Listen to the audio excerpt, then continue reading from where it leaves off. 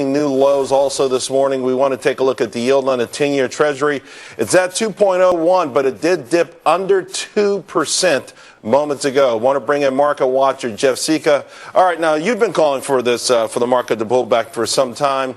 The Federal Reserve has been one of the things that's bothered you a lot. Bullard spoke yesterday. They've been insisting on 4 rate hikes this year. I would assume that might be off the tables. Does the Fed come to the rescue? Not with action, but with words right now. Well, here's the problem. A lot of people blame oil. They blame the price of oil. They say that that's the reason the market's falling.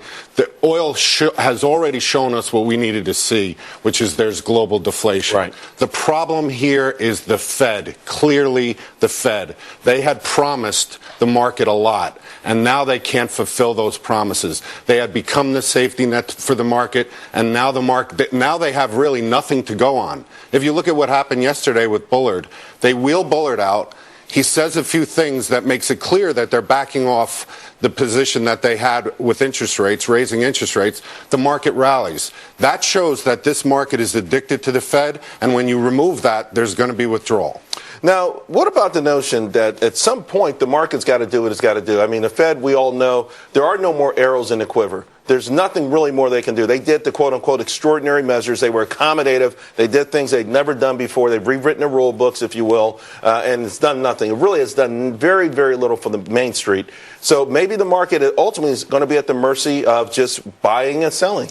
Well, there's going to be a ton of momentum. You know, the traders love this volatility. They're obsessed with volatility. Now it comes down to we're going into earnings time. And if you look at the last 2 quarters, there is no reason for optimism on earnings, at least from the perspective of the next 2 quarters going forward. So we're getting down to reality now, and reality is going to be harsh for a lot of people.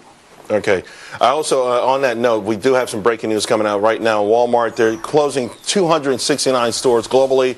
154 of those stores will be in the United States. The stock is taking a pretty good hit on that. Although, Jeff, I got to tell you, that's the kind of news I would expect, particularly with a company like Wal-mart that knows that they've been behind the 8 ball and they've got to redo their whole entire business model. But it's not the kind of news when retail sales are out this morning and they disappoint. They disappoint whether you look at headline, X-auto, X everything.